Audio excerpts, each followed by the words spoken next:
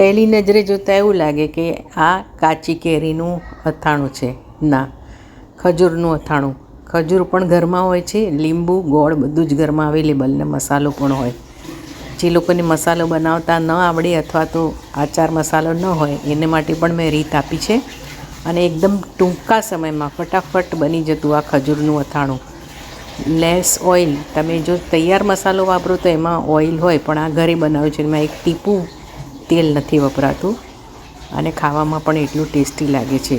ઘણીવાર ઉનાળામાં શાક ન ભાવે તો આ ચાલી જાય. માયા, પેલા દિવસે ખજૂરનું અથાણું બનાવ્યું હતું ને, બહુ જ ફાઇન થયેલું. એ ફરીથી બનાવીશ? શ્યોર. ખજૂરના અથાણા માટે 1 કપ ખજૂરને મેં ઝીણા ટુકડા કરી નાખ્યા છે, જોઈ શકો છો. મેં અહીંયા સીડવાળી ખજૂર લીધી છે. તમે સીડલેસ પણ લઈ શકો છો, પણ કાળી ખજૂર લો એના કરતાં આવી બ્રાઉન લેવાની, જેથી અથાણું કાળું નહીં લાગે. 1/2 કપ લીંબુનો રસ લઈએ છીએ. 1/2 કપ ગોળ લઈએ છીએ. ખજૂર આમ પણ ગળી હોય છે, એટલે ગોળ ઝીણો કાપી અને લીંબુમાં ઓગાળી દેવાનું છે. 15-20 મિનિટમાં આ ઓગળી જશે. 1 ટેબલ સ્પૂન મેથીના કુરિયા છે. રાઈના કુરા અડધી ટેબલ સ્પૂન. 5 ચમચી ધાણાના કુરિયા અને 5 ચમચી ક્રશ કરેલી વરિયાળી મેં બંને મિક્સ કરી લીધું છે. 5 ચમચી અધકચરા મરી આ ખાસ ઉમેરવા, જેનાથી ટેસ્ટ પણ સરસ લાગશે. આપણે છુંદામાં પણ ઉમેરતા હોઈએ છીએ મરી, જેથી કરીને નડે પણ નહીં.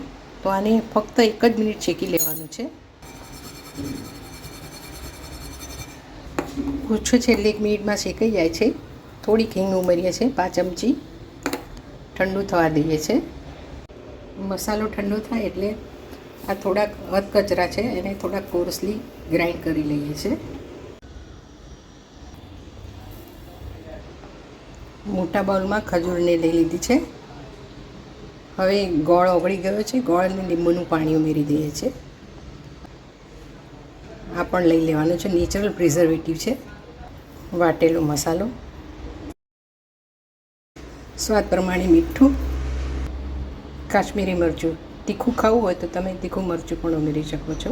હલાવી લઈએ. અને આ બધી એક્સરસાઇઝ ન કરવી હોય તો આચાર મસાલા મારો વિડીયો જોઈ શકો છો, ઘરે બનાવેલો. અથવા ન હોય તો તૈયાર મસાલો પણ તમે આમાં ઉમેરી શકો છો. આચાર મસાલા પણ તમે ઉમેરી શકો છો.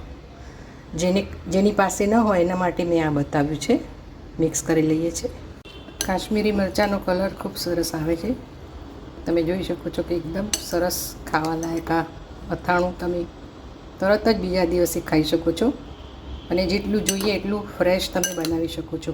ખજૂર તો આમ પણ ઘરમાં હોય, અને જો આચાર મસાલો હોય તો તમે ફટાફટ બનાવીને ફ્રેશ ખાઈ શકો છો.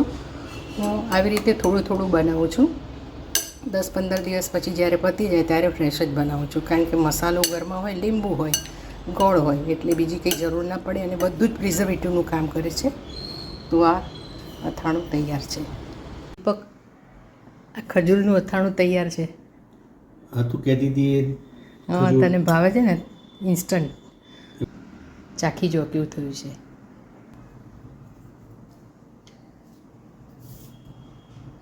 મસ્ત લાગી ને? બરાબર. તો મિત્રો, જરૂરથી બનાવજો. માપ પણ સરસ રીતે આપ્યું છે. ખટાશ ગળપણ તમારા ઘરમાં જે રીતે ખવાતું હોય, ઇવન મીઠું પણ એ રીતે તમારે ઉમેરવાનું છે. અમારા ઘરમાં આ માપથી પરફેક્ટ રીતે બધાને ભાવે છે. Thank you for watching. Please like, share, subscribe, follow Maya Deepak 22. Video ક્યાંથી જોઈ રહ્યા છો એ પણ લખજો. આભાર.